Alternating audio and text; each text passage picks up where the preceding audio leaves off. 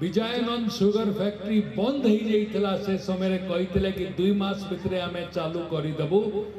2 मास तो दूर कथा 7 वर्ष से माने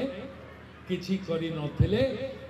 आमे ई सरकार आसिला परे कलेक्टर साहब को कही करी तार प्रोसेस आउ थरे आरंभ करेचु बट प्रोसेस आरंभ हो गले मिल आरंभ हो गले भी फैक्ट्री आरंभ हो गले भी गोटे समस्या अच्छी आखु चाष तो लोके बंद कर